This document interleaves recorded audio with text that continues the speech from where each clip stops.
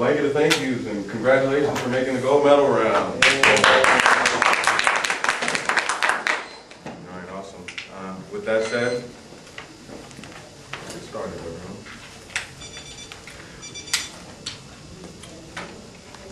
Okay. Contention number 1 will be the inerrancy.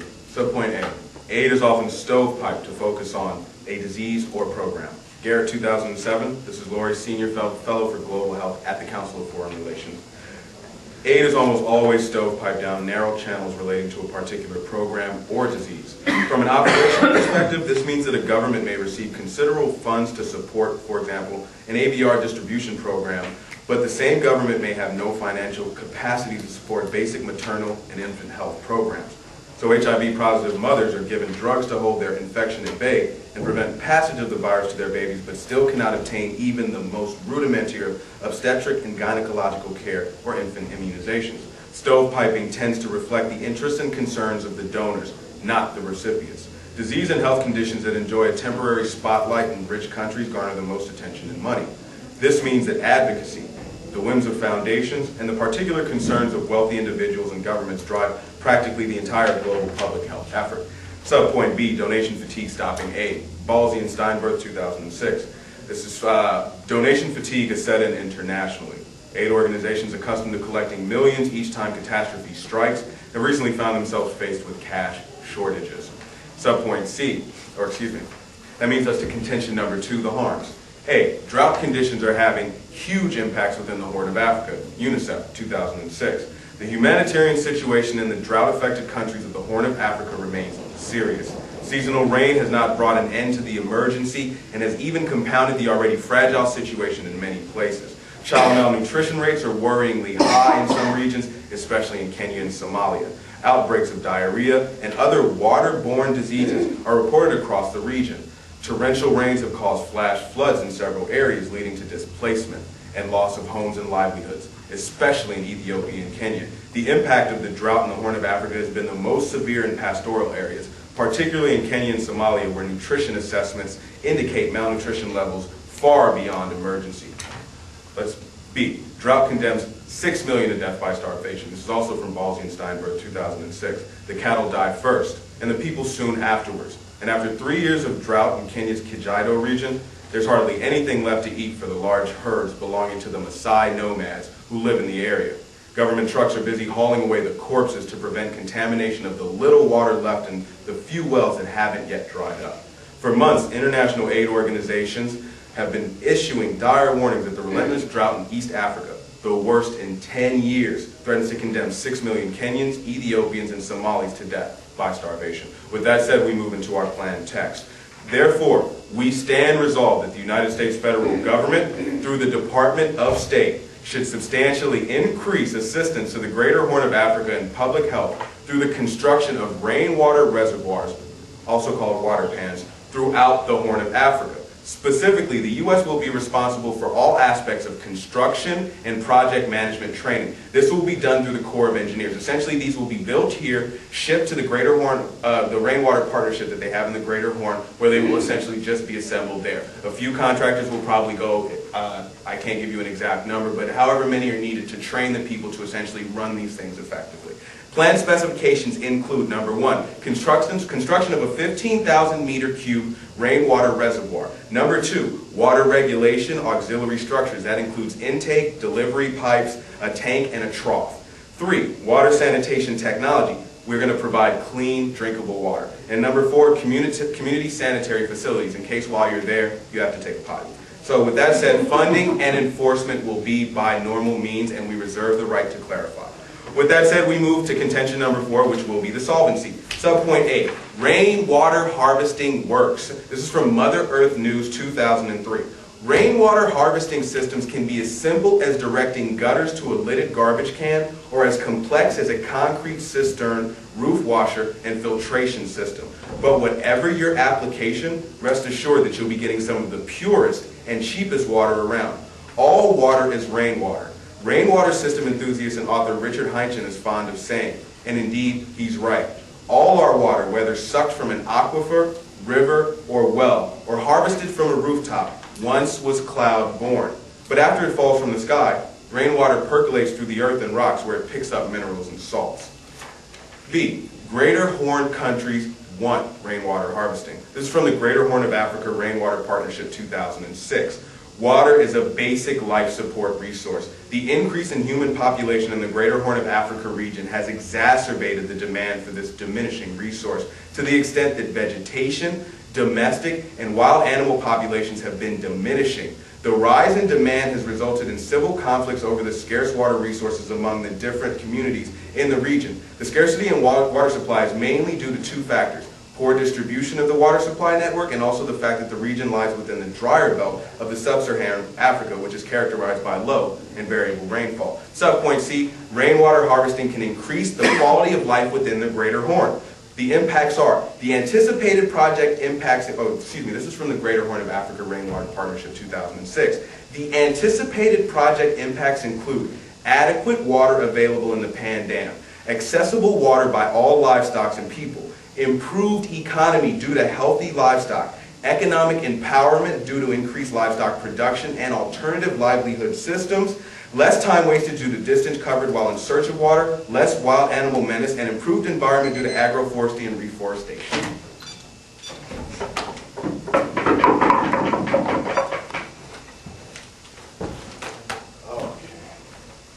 I'm just used to doing this from high school. Okay. That's what I'm doing. Okay, how much is this plane going to cost? 45 million. 45? Or, excuse me, 43 million, according to UNICEF. Okay, so it's going to cost $43 million. And where exactly are we getting this money from? The term that we technically use is called fiat currency. What fiat currency says is that the federal government, whenever it needs money, it prints money. We're not on a gold standard. We print money as needed. Okay. So I'm not fiating currency. That's the actual term. Yeah. Okay. Okay, cool. So who exactly is doing the printing of the money? It's the Department of Treasury, right? The same people that always print the money. Okay, so the Treasury prints the money, and how does the United States federal government necessarily, or how does like Congress tell them? Do they have any jurisdiction over them? To tell them to print up more money? Yeah. Yeah, I'd say any federal directive to print up more money, they get. Yes. Okay, so the Congress can just tell these guys, hey, we want more money, we want more cash flow. What do you mean the Congress can just tell these The Congress can just tell the Department of Treasury. I don't understand the question you asked me. Are you asking me who can authorize them to print up more money? Yeah, that's exactly what I'm asking. I'm saying the U.S. federal government can authorize that. Okay, do you have a card for that? That the U.S. federal government can Well, authorize? that the United States federal government, like through, are you going to be using Congress to get that money? That's I see what you're saying. You're saying that I can't print up more money is what you're saying. That's what I'm going to do. Go ahead and run the argument. I'm willing to debate you on it. I argue the U.S. federal government can print up money. We do it all the time. I think everyone in here has a new $20 bill, right? Oh, I didn't get one of those. Okay, so what exactly are these things composed of, and what do they look like? Okay, it's a water pan essentially. So they're going to dig a gigantic hole in the ground and put these large clay pieces. I think they line it with, it's similar to a trash bag material, so nothing leaks through. It's a very thick plastic material that lines it. How much do these cost? 43 million. So we're putting one in? No. That's the money that they said they need from the U.S. to build it. Like, how expensive is it to put a clay reservoir in? Yeah. 43 million. Okay, so we're just putting one in. It doesn't say one. It says the UNICEF still requires close to US 43 million to respond to the urgent needs. Who exactly are we putting in there for the construction and stuff like that? We're not putting anyone in there for the construction. Well, The manufacturing of all items takes place here. It will be shipped to Africa. The construction will take place by Africans. All we will do is send people over there to teach them how to use it. Okay, who are you sending over there to teach? The Corps of Engineers. The Corps of Engineers. And Army Corps of Engineers. Okay, the Army Corps of Engineers. Yes. So, as far as your solvency argument is going, you're just saying that they're going to increase the quality of life, right? Yes. Well, what I'm saying is that with rainwater, with these water pans, now you can save water. So the people who don't have water, like I mentioned in my harm scenario, now actually have access to water, which leads to the advantages. Okay. Okay, cool.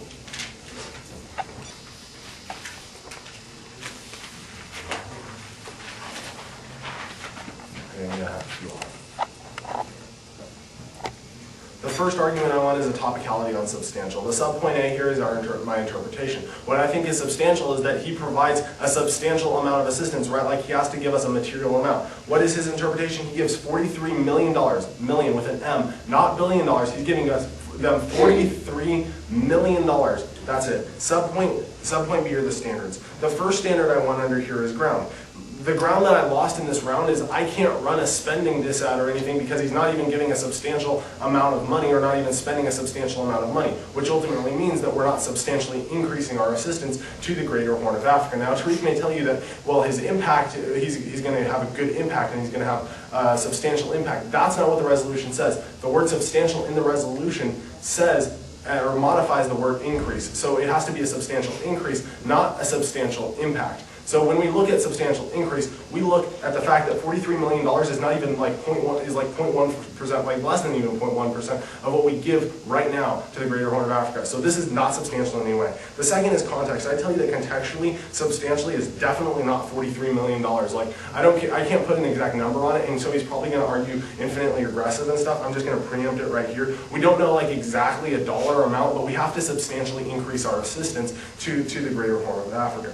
Third, I would argue, is grammar. We seriously need to look at how it is grammatically used. So we need to look at the fact that increase, or that substantial modifies the word increase in the round. So what that ultimately means is that grammatically, he has to increase substantially the amount of assistance that we're giving. Subpoint C is the violation. He clearly does not do that by only giving $43 million in this fiat currency, which we're going to get to in a second. Subpoint D are the voters. The first voter I want under here is that in NFA-LD debate, we can't, he is not allowed to run a non-topical case without you rejecting him. So we clearly have to reject him on that. Secondarily, I would tell you it's an a priori issue. It comes before case. It works outside of case because it doesn't have the same impacts as case. So, and third, I tell you he's not meeting his prima facie burden. My next position is going to be one we don't hear a lot. It's plan flaw. The first plan flaw argument here is that we still don't know what the Greater Horn of Africa is. Tariq comes up here and tells us that he's giving all this money. His plan literally says we're giving it to the Greater Horn of Africa, but then he never tells us what the Greater Horn of Africa is. He can't claim solvency if he doesn't necessarily tell us what the Greater Horn of Africa is, because of the fact that he's claiming solvency on the basis that he's giving this money to the Greater Horn of Africa. And to countries that we still don't know which countries he's giving it to. So I think that based on that, he has to be rejected because of the fact that this is really abusive to me, coming up here, not being able to run disads on specific countries and stuff like that. Second plan flaw I like is the United States Congress can't just say that we're going to start printing money. That's the Treasury Department's job, and that's like what they're there for, is to say we're printing money or not. That is their job, that is their purpose. And so when we look at the purpose of them, that is what it is. It's not the United States, it's not Congress. And in order for him to say that he's going to have this fiat currency, ironically, it's multi-actor fiat. He's now fiating the Treasury Department as well as Congress and the rest of the federal government. So what we have here is multi-actor fiat, and I tell you that's really abusive to me because it's indistinguishable between object fiat, where I could just say, well, people should stop starving and stuff like that. And I think that that's really bad because that is really abusive to whatever team is on the receiving end of that. So I don't think that it's a plan that we can substantially look at the point where he can't actually print the money. And when he can't print the money, that means he's not getting the solvency argument again. So he's not getting solvency because of the fact that the Congress, like his mandates really say, that the United States federal government through the Department of State. What that ultimately means is he's not doing anything to the Treasury Department. What he's doing is simply related to Congress. So I think that on that point he needs to be rejected because he gets no solvency, which I would say is a stock issue, and it's in the stock issue like rules for debate. My next position is going to be hedge bad. Subpoint A is never mind hard power. America's soft power has been most damaged in the past decade. Look at The Economist 2007. The soft power of its open culture and liberal democracy has provided an attractive model and encouraged others to see the world through America's way. It has allowed America to multiply its influence through an unrivaled network of allies. It is politically and diplomatically and in terms of moral standing that America has been most damaged. Subpoint B. Loss of U.S. soft power in Africa is due to the failing to deliver on public health, human rights, and economic promises. Look into Julius Way 2006. Funding for democracy promotion has been cut. Conflict, even genocide continues. Poverty, disease, and misery define the lives of entire populations in Africa that look to the United States for a life-fueled anti-American resentiment as it became clear that despite all of its power and high-might rhetoric, the United States has yet to deliver on its expansions of 1989, the 1989 that's created. Subpoint C, is soft power is essential to continue U.S. hedge? Look to Daniel Hamilton, 2006. The widely perceived legitimacy of U.S. leadership remains essential if we are to wield our unprecedented power effectively today. The U.S. cannot lead unless others choose to follow. This means not just twisting arms, but shaping preferences, getting others to conceive of our goals in ways compatible with ours. Subpoint D, U.S. hedge culminates in complete destruction of the planet. Look to Carl Boggs, 2005. American designs for implementing full-spectrum dominance across a global system where anti-U.S. sentiment flourishes are bound to jeopardize planetary survival. We stand at a juncture where large-scale military actions tend to aggravate nations' religions and other conflicts, a point doubly applicable to the lone superpower as it takes measures to secure global domination. If the efforts of the only superpower to maintain total armed supremacy persist long into the future, the result is sure to be a recipe for military suicide. As the militarization of society proceeds, the confluence of domestic war, economy, and global empire generates popular attitudes inconsistent with vibrant democratic public sphere, fear, hatred, racism, and aggregation. We have arrived at a bizarre mixture of imperial arrogance and collective paranoia. A war becomes more acceptable, more preferable to fight ubiquitous enemies. We can expect further erosion of the domestic infrastructure and culture. So what we can see here is that because the planetary survival outweighs the fact that he might be solving for some of the diseases that are coming, we're always going to prefer my positions before his. Not to mention, if you get past topicality on substantial and topicality on planful, I think that when you look to case, he's actually going to be linking into this dissect, and we're going to be seeing, I don't have something that's yeah. We're going to be seeing problems in Luther as well.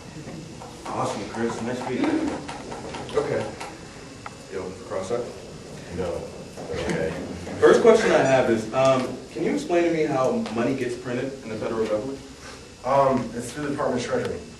Who authorizes, or essentially what part of the government is the Department of Treasury affiliated with?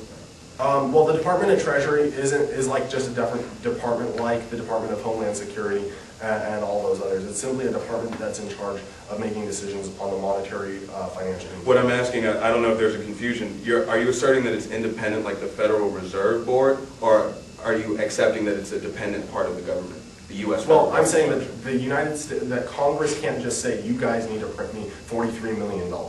Really? Could you give me a little more analysis behind that? Could you give me like 2 reasons why they can't do that?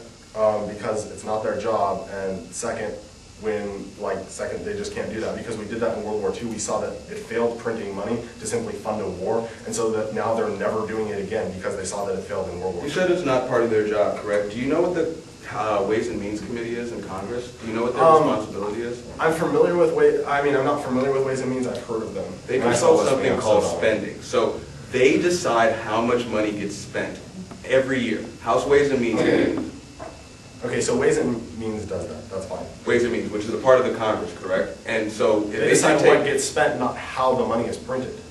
Which I argue is part of the process. Printing up money is part of the spending process. It's part of the Ways and Means Committee's responsibility. Okay, well, I think you would have to produce a card saying that Ways and Means can authorize this fiat currency. Oh, like the card you produced that said they couldn't? Huh? No, but the point of the matter is that you are on the affirmative. You have the burden of proof. In order to prove solvency, you're going to have to prove that this $43 million can actually be printed. Okay. Could I see your disadvantage card, the head badge? Sure. If you cannot look past that, because that's all the answers to it.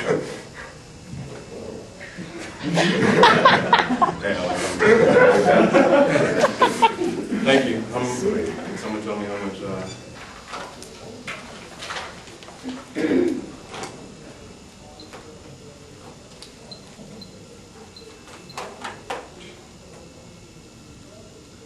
Okay, does someone have a time? Let's get started. First thing I want to go to is the hedge bad argument. I'm going to kick this out initially. Number one, there's no link because this strictly talks about soft power. Now, if you're in an IR class, you take political science, you know soft power is a type of diplomacy we use to get people to do what we want. Nowhere, anywhere in plan text do I say that we are using this to gain leverage on somebody or that there's any sort of conditions placed on plan. We are just giving this away. Soft power goes away, so we don't link into the soft power, which is how he gains all the impacts of this. And secondly, I want to point out something else that supports this position. On subpoint C, he says soft power is essential to continued U.S. hegemony.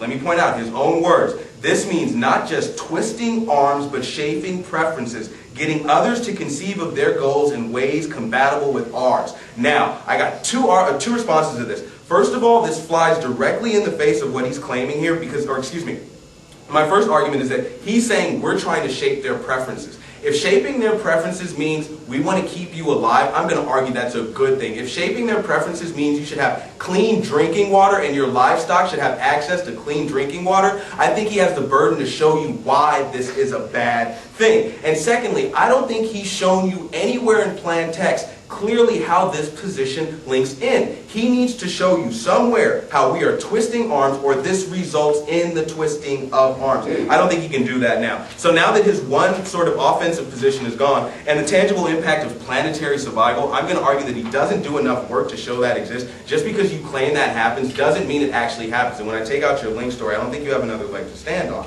Now, with that said, I want to go to his next position, which is a T on the word substantial. Subpoint A, he says it has to be substantial. This is just 43 million. Let me read something to you, and this comes from UNICEF 2006. It says, UNICEF still requires close to US 43 million to respond to the urgent needs of millions of children and women. Now, he's saying that substantial should only be recognized in a dollar amount.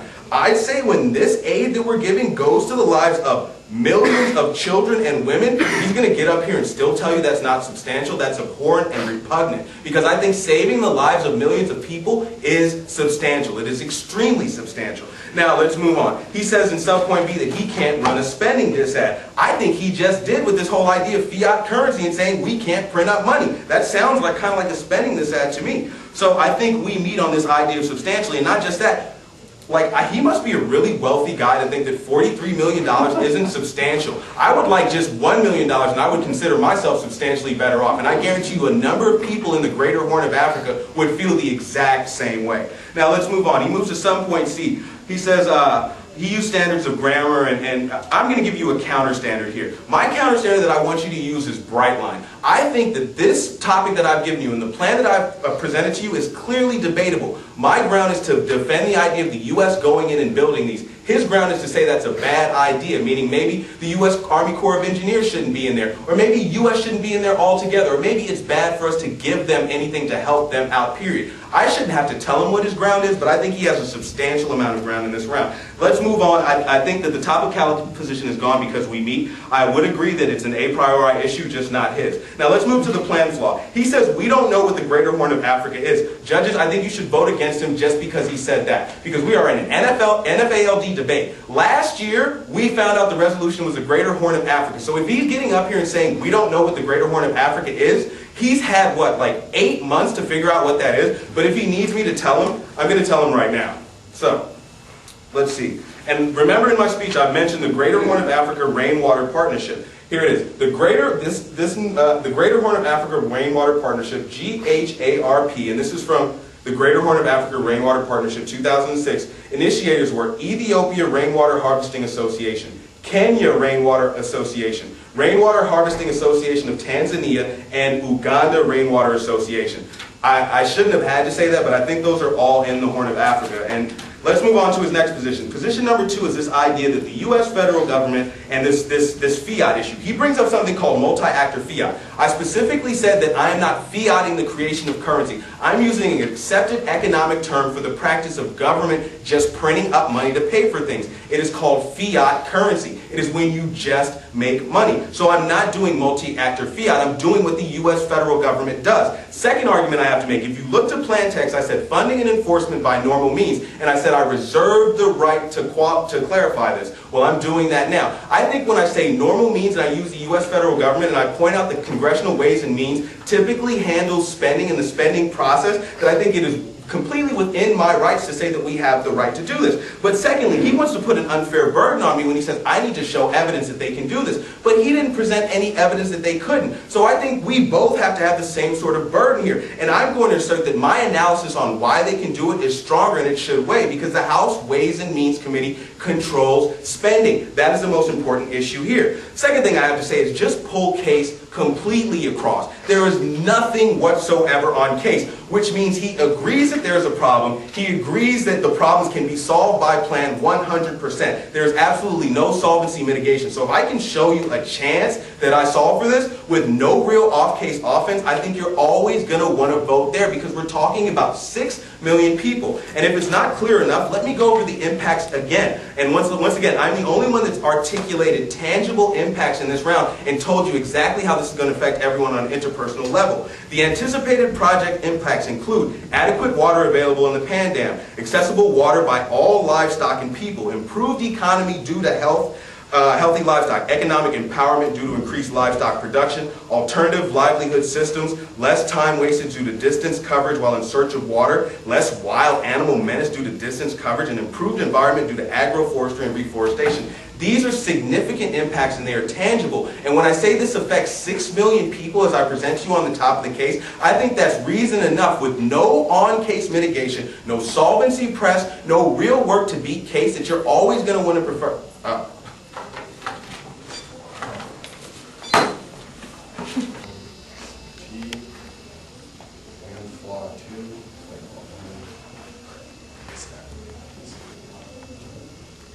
Let's start off with the T on substantial. I think I preempted a lot of Tariq's arguments here, and I think he just missed the preempts. His first argument is, well, this goes to millions of lives, therefore it's substantial because it affects millions of people. Remember, I told you, and my response to this is I told you that it has to be a substantial increase, that the adjective substantial is modifying increase in the resolution. So what I'm telling you here is that substantial, even though it may go to millions of people and have a significant effect on their lives, it's not a substantial increase in the actual assistance and thus does not fall under the topic.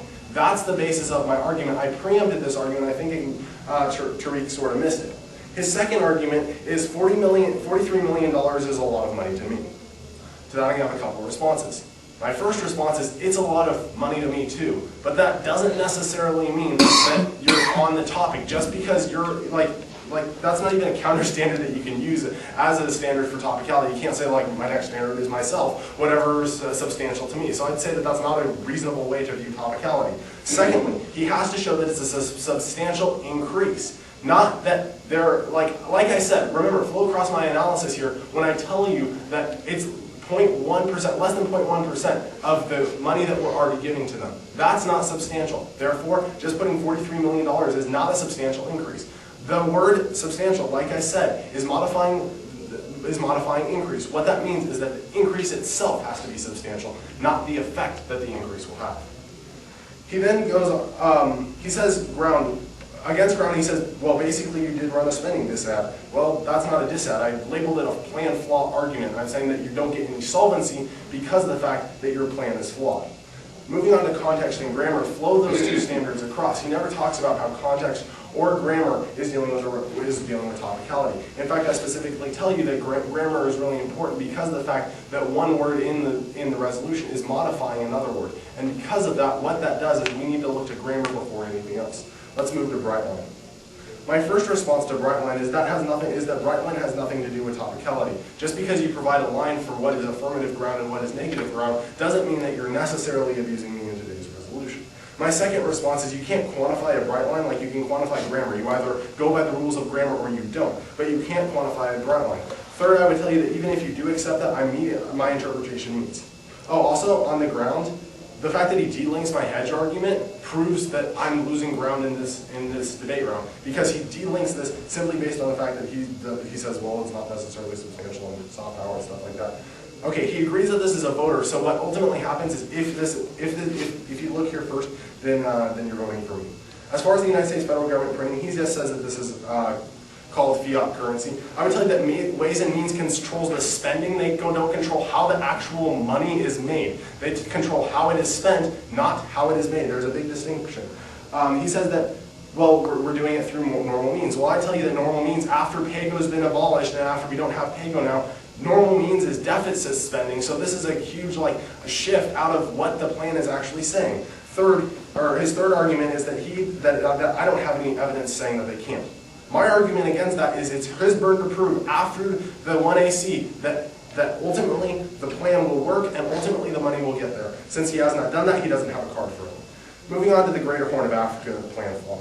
He says, well, I should be voted down right now because I've been in NFA-LD for 8 months. So I have a few responses. My first response is he gives you no reason to necessarily prefer this RVI here. He gives you no warrant for why this is necessarily a reason to reject me. But my second response is I was specifically referring to his plan. His plan just says, give to the Greater Horn of Africa. And because the fact that not until now did I know that the Greater Horn of Africa was the countries that he mentioned, that means I didn't have the solvency arguments that I could have made against it, which means that this is really abusive to me, and I'd say turn to RVI. This is an independent voter to vote against Tariq in today's debate round. So let's move on to the hedge argument. He says that he no links because he doesn't talk about soft power. To this I'm going to have a few responses.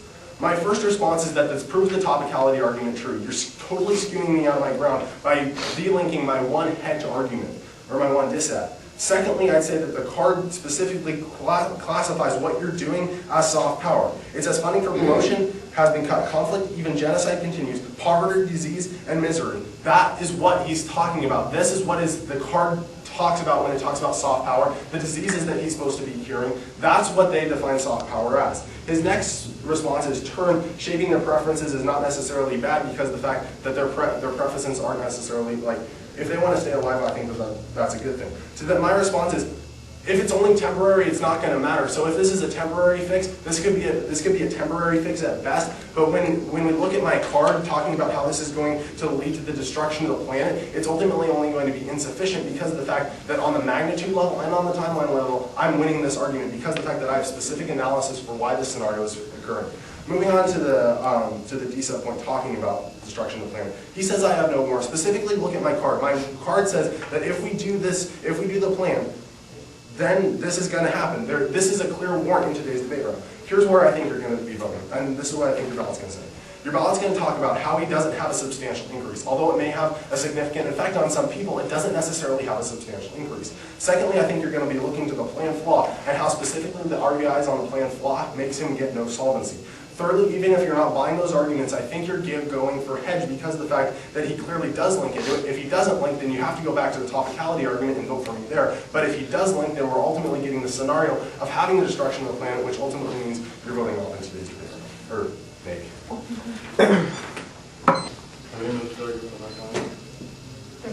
Last speech of the tournament, Terry. 3 minutes? Yep.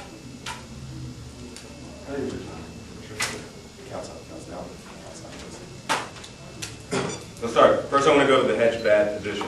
First thing I want everyone here to do is look to something that Chris said that I found really interesting. I told him, I said he didn't give any analysis to warrant the impacts he's claiming, which is the only offense he's going to get in this round. He says this final thing to you, and this is why he's going to lose his position. I read to you analysis that says if we do plan, then this will happen. Nowhere in any of the analysis that he read to you did it say that my plan directly links to those impacts. And he just told you right now in his final rebuttal speech that if we do plan, this happens. That means he's telling you that plan directly links to those impacts. Guess what? They don't. I'm going to tell you why. Move on to the topicality issue and move on to the plan flaw now. Now, he says that there's no warrant to reject his claim and I should clarify and this and that. And I say, first of all, that I actually told him that from the beginning we're talking about the Greater Horn of Africa, and that should be absolutely clear here. I don't think there's any reverse voting issue when I have to clarify something that he should have known from the beginning. So if anything, you're going to want to vote against him. And like I said, he says I didn't warrant it, I didn't clarify it. I told him specifically he should be voted down because he had 8 months to figure out every country that was in the Greater Horn of Africa. And if he gets up here and tells me that I need to tell him what countries are in the Greater Horn of Africa, he should lose the debate round because of that. I think that's warranted as to why this functions in this round and why he should lose. Now next, and I'm sorry I skipped around because we're going to this impact. Now he talked about how if the topicality violation, I delink out of his hedged argument, right? The problem is his hedge argument's only based on soft power. His topicality is based on this interpretation of substantial. He doesn't have a foot to link into this argument anyway, period, because his argument's about substantial. So if I came up with more money, he still doesn't have his soft power argument because I'm not biting into soft power. Soft power is using this to manipulate people's thoughts or to get them to do what you want. We do that nowhere in plan. He doesn't address that. So when we don't bite into that, regardless, you're not going to want to buy his articulated ground laws. He's telling you this is why it's abusive, because I kicked out of this hedge position. I kicked out of it because I don't link to soft power. Substantial on your topicality position doesn't link to it either. Now let's move on to the topicality position. Now he said something that shifted. He said, okay, well, we're not talking about increasing money. We're talking about the increase of the effects on the people. Or he's saying that's what I'm doing. That's not what he presented to you at first as far as what substantial was. He tried to shift it and say, well, I'm defining substantial as the number of millions of people that we're helping, and it's not that. He shifted his definition in his last speech. I don't think you should allow him to do that. Secondly, let's look to this entire topicality violation. He's trying to separate the two words. He's saying that substantial has to be a lot of money and increase, yes. He's saying that this is less than 0.01%, but that means we're giving at least 0.01% more. That's an increase. Now, when I tell you we're saving millions of lives, you have to decide whether or not that is substantial. Whose definition do you want to compete with? And when we're talking about human beings, compete with mine. With that, or take mine. With that said, I think you need to look to the fact that case goes dropped. My impacts go dropped. He only has one off-case defensive position. I kick that. He has no tangible impacts. You need to vote for the person in this round that saves the most lives without any significant disadvantage, and that is the government team. Thank you.